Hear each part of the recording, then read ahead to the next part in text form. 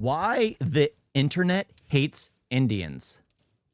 Why the internet hates Indians.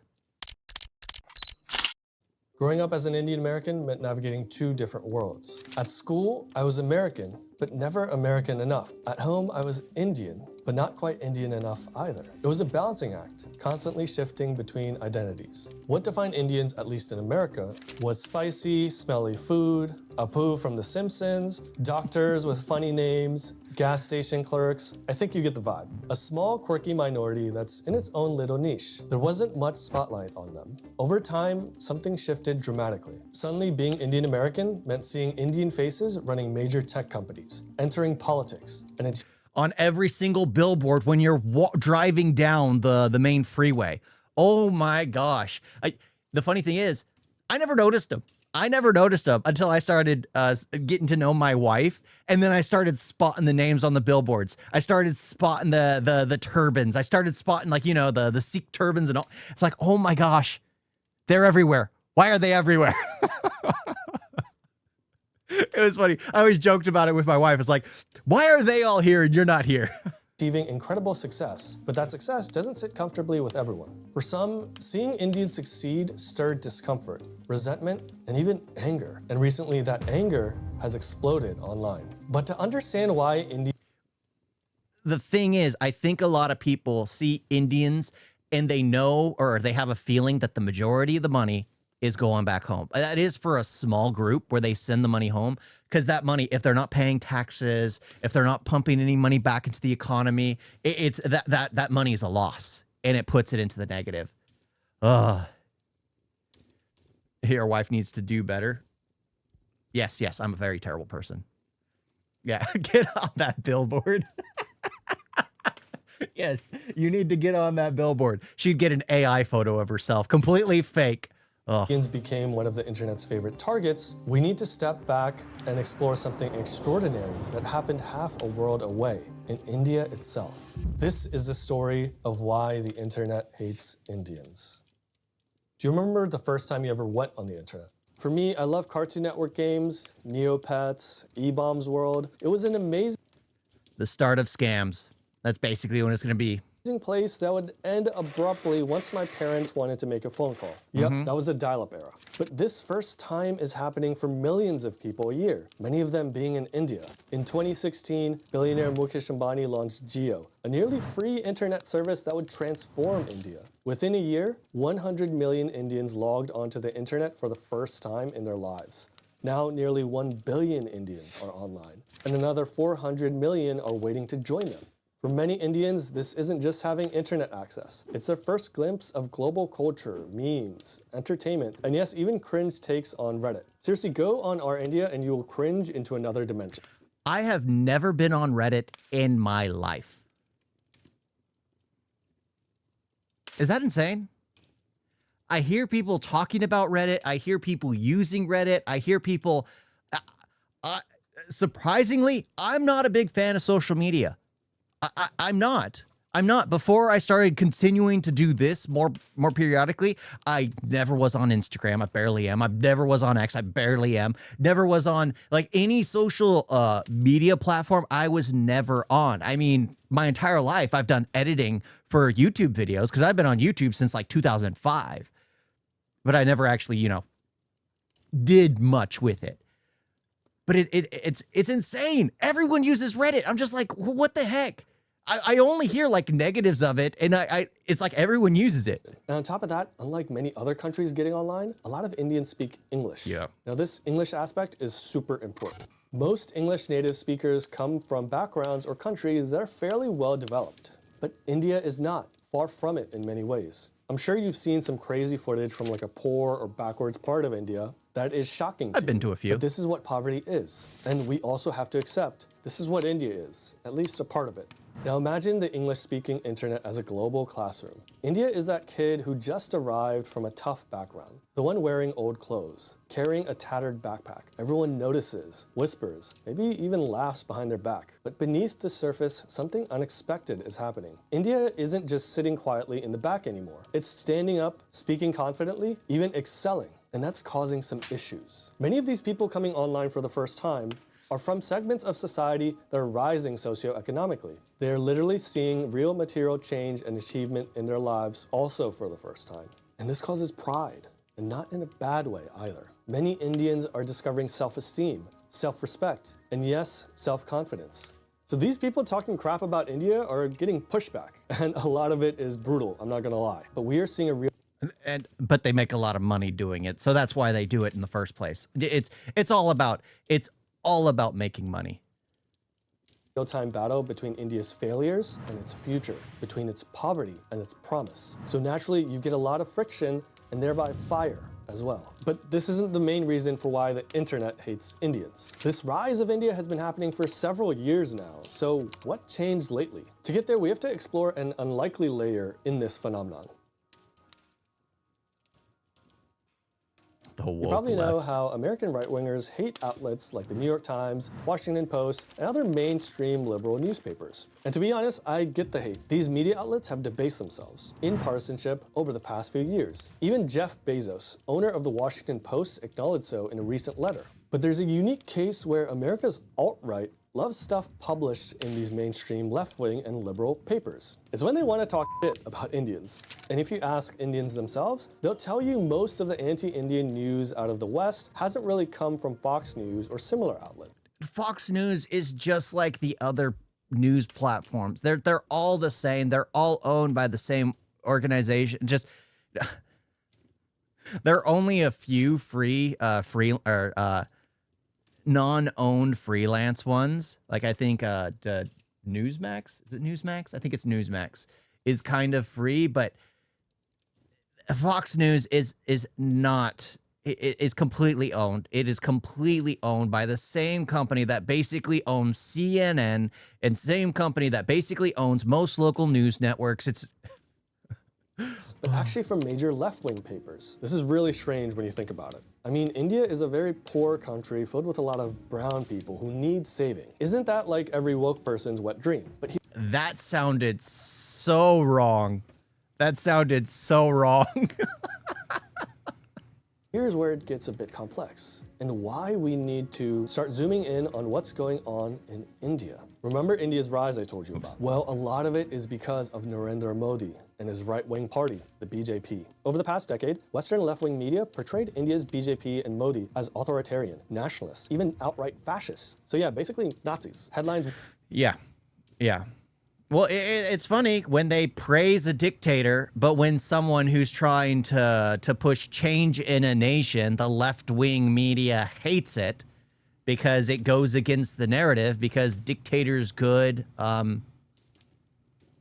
benefiting the people bad. I don't know. Warned of a looming genocide, democratic collapse, and religious oppression. Yet none of these dire predictions actually materialized. Instead, India's growth surged, and the country has remained more peaceful than ever, complicating the simplistic narrative. This hasn't been good for India's left-wing opposition. They are the ideological brothers and sisters of the American left. How Americans view India.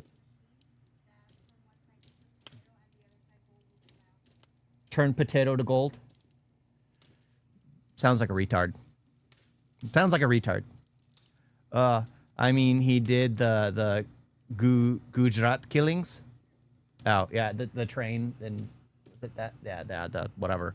Is dominated by Indian leftist narratives. In concert with most leftist movements, there is a lot of identitarianism, and especially anti-majority type rhetoric. In India, that means anti-Hindu rhetoric. And for most non-Indians, despite India's immense diversity, India means Hinduism, and Hinduism means India. Essentially anti-Indian. I mean, it's known as Hindustan for a reason. I mean, come on.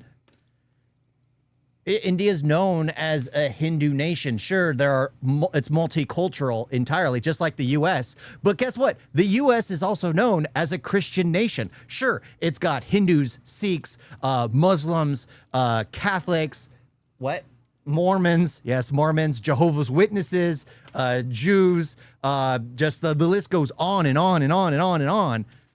But it's known as a Christian nation. I mean, it's that simple. Most nations identify primarily with one or the other.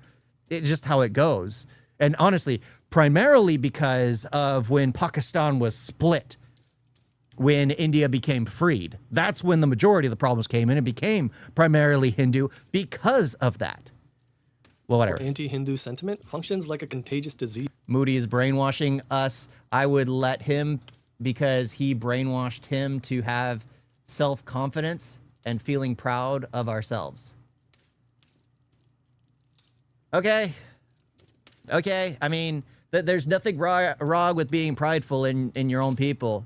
I mean, that's like saying Trump is brainwashing people to hate him. Because the more those crazy people hate him, the more people who are in the center realize how crazy they are. It's just how it is. You end up seeing, it's like, I'm talking to these people? No. I'll go and talk to more of these people like instead, because they seem more rational, that type of thing. But in the end, anyone who's too far one side, too far the other side, there's no hope in them. Indian leftists imported by the West carry this ideological infection with them, spreading it rapidly among Western leftists, almost like a venereal disease passed from bed to bed. The result is a pervasive and growing hostility towards India, transmitted through close ideological contact. Take the example of a far-left American organization called Equality Labs. Equality Labs is a non-profit funded by influential progressive political organizations. They claim that rampant caste discrimination was occurring amongst Indian Americans. Their study grabbed headlines and shocked America. But the thing is, that survey was fake. Equality Labs did something called snowball sampling, where they selectively polled and prompted people. Yep. You selectively question, you selectively select, and then sure, that's how you get it somewhat skewed in your favor, because not everyone will see it. But if you're asking specific questions, people will answer a certain way.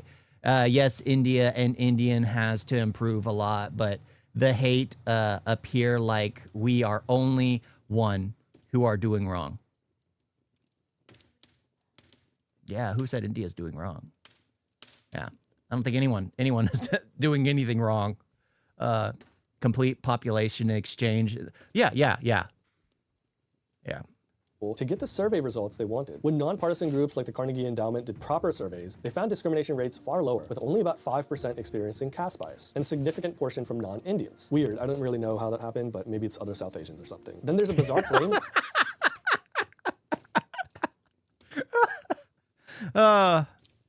That's funny. That's funny. I get it. Oh my gosh. But that's the thing. It's just like, I could see the caste system being more like a stereotype where people use it as a joke. Like how I can joke with my friend Maurice about him being black, because you can use stereotypes for people. It's funny. He can joke about me being Mexican. You just joke about that kind of stuff. I can understand people using the caste system in India as like a joke for one another. Sure, there will always be people who see it as like the epitome of everything, but that's not everybody. Labeling Indians as white adjacent. Seriously, take one look at your average Indian American, like Mindy Kaling's brother trying to pretend he's black to get into college, and tell me if that makes any sense. Yep. He tried hard. Black passing. Just like Obama. The black passing. It doesn't. But this idea persists because successful minorities disrupt easy victim narratives. For the far left, Indians are too successful in America, and the Modi government is too successful in India. So this results in a bizarre anti-Indian sentiment. So much so that they've even tried to enact anti-Indian policies in places like California and New Jersey. That's right, it's not conservatives enacting laws against brown Indians. It's the woke left. And a younger me would never believe this, especially if you grew up around like 9/11 or something like that. Don't worry though, we'll get to the right soon enough. The last aspect here is that— yeah, good point. He brought that up because that led so much hate, which was primarily kids just not knowing the difference or not knowing anything because, well, the U.S. school system is a joke, is an absolute joke. I mean, if you come to the U.S. by any chance, never put your kid in public school. Never. Honestly, you'd be better off sending them off to boarding school in India. They'd get a better education there. Hands to a Bible, hands to any sort of religious text. I'm telling you, they'd be better off. A lot of the far left has other groups from India and South Asia at large who have an axe to grind against Modi, Hinduism, or even India itself. You even see entire bot and troll forums coming from places like Pakistan or Bangladesh, fanning anti-Indian sentiment or working with far left organizations in the US to enact anti-Indian legislation. So as a result, we start to see a lot more crude anti-Indian stuff online. You see, in general, people on the left are really good at communication. They know not when to say slurs or really explicit stuff, despite having some low-key bigoted beliefs. But people overseas in bot farms, they indulge in these slurs and crude type of racism or religious bigotry as much as they can. Soon enough, racist right-wingers from the West or America started to join in and pick up on this far-left rhetoric. And the funniest part is, a lot of left-wingers actually realize this. Here's one left-winger who's been at the forefront of whipping up a boogeyman of caste oppression and the terrible things Indian Americans are doing in the West. But they slowly realize that white supremacists in the West are picking up their rhetoric word for word. And it's here where we finally arrive at this massive And you realize you're exactly the same. anti-Indian sentiment on the internet today. It all started ramping up with a big recent change on Twitter that unleashed this rabid racism which used to be confined to the dark corners of the internet. In 2023, Elon Musk took over Twitter and One of the best things that happened. One of the best things. I know a lot of people aren't unhappy with it because it ruined their negative, their narrative, their narrative completely, because then people started fact checking. People started putting like community notes to downvote things to basically, hey, oh, this person does this apology. Well, this is actually what actually is the case. Like the amazing addition. at least total free speech. Now, you could say anything you want with very minimal moderation. A bit later, a new For You timeline was introduced as well, which was driven more by engagement and outrage than prior Twitter algorithms. Third ingredient here, and perhaps the most crucial, is that Twitter started paying to post. More engagement meant more money. Combine these three. Yep, the rage engagements. Like I said, a lot of the things which are done, because the India hate is an easy target audience. There are the majority of the population in the world is in India, and you can't do it to China. Guess why? Because they have their own personal network. You can't attack them. You can attack Indians, and then you have 1.3 billion people that are possible clickers, that are possible payers to your videos, to your hate mongering, which will upvote you in the end towards other people. That's just how it is.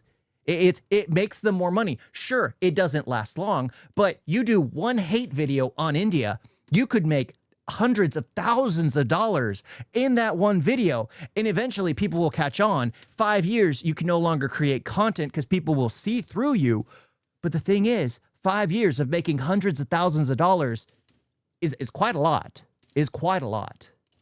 And you have a good recipe for bad behavior. It became like a 4chan watering hole where all the races of the internet gather together. Now, coinciding with all this was the 2024 American presidential election, which saw a big rise in a lot of Indian American names. Vivek Ramaswamy, Nikki Haley, Kamala, or maybe Kamala Harris, and others entered the fray. At the same time, Indian Americans were also getting prominent in places like tech and other elite American spaces. All of a sudden, Dunkin' Donuts owners and taxi drivers were tech CEOs, presidential candidates, and media moguls. Not just Indian Americans, but also Indians experienced a rapid shift in perception. And here's that juxtaposition again. Indians come from one of the most poorest countries in the world, but are also succeeding wildly in America, the most competitive place on the planet. The breaking point of this paradox would come after the election, though, with the elevation of technologist Sriram Krishnan as a crypto specialist in the Trump admin. Now the internet racists really lost their shit. Sriram's comments about H-1B visas and immigration came up, and the far right basically had a moment. In a strange twist, it became the far right's own DEI. Suddenly, meritocracy wasn't attractive anymore because Indians were thriving too visibly. It was easier to blame H-1B visas or some conspiracies rather than accept that Indians are succeeding through hard work and talent. Another horseshoe element here, but That's the thing, is like the H-1B visa.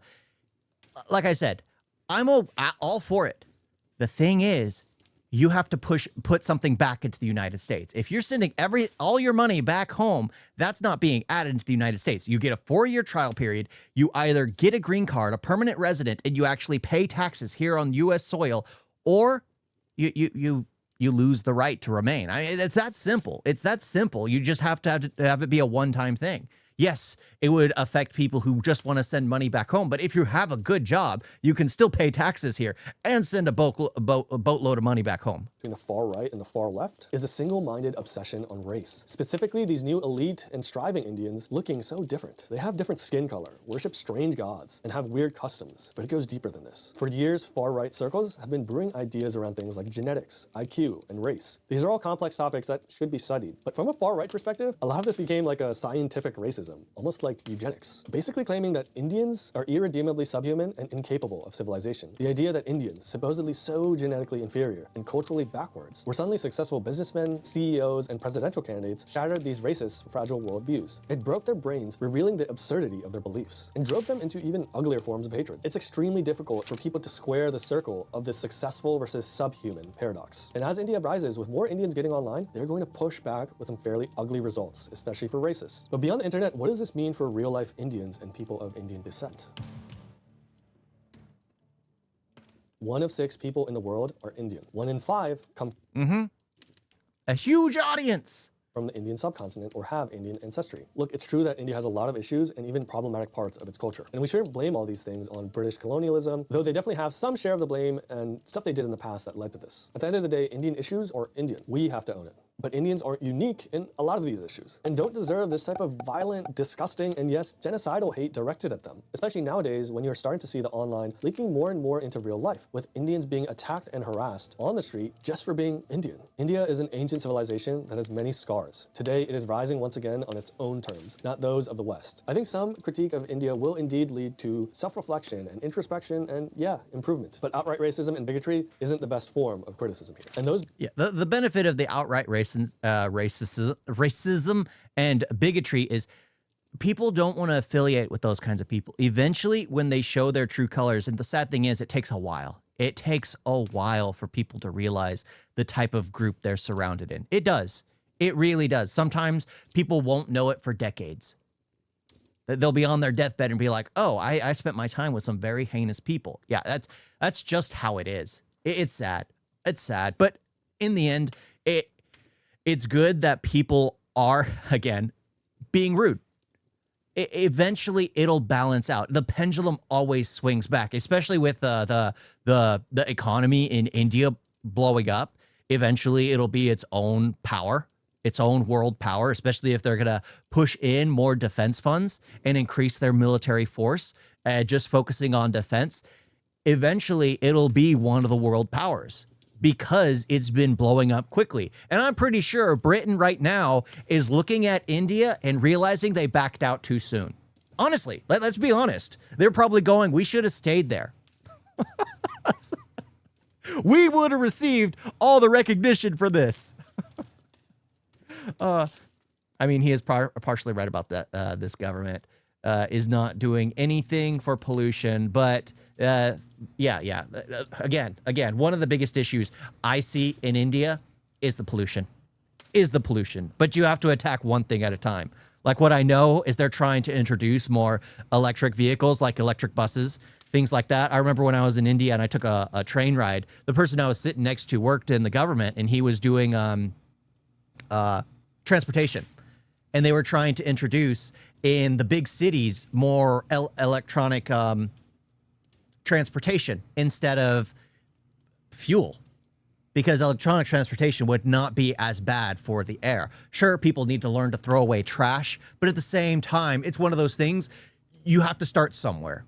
There always has to be the one up and coming town is always the one. Like, you focus on just Delhi or just Mumbai, or you just focus on one big city.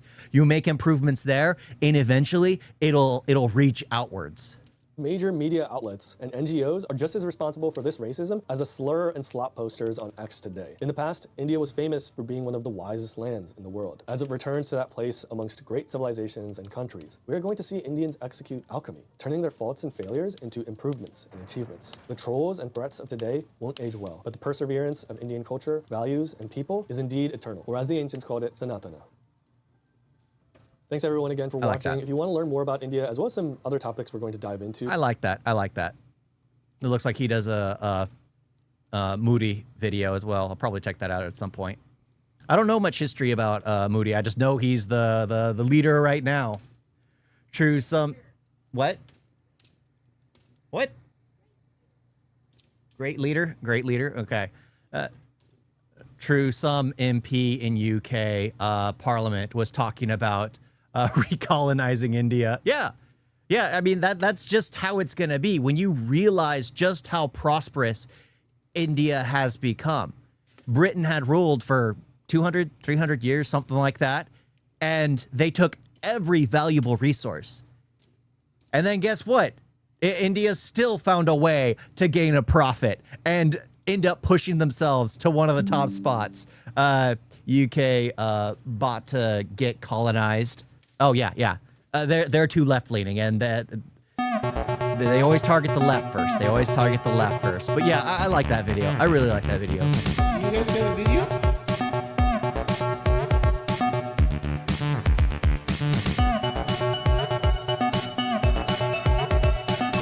So bad. And don't forget to like and subscribe. Wait on that.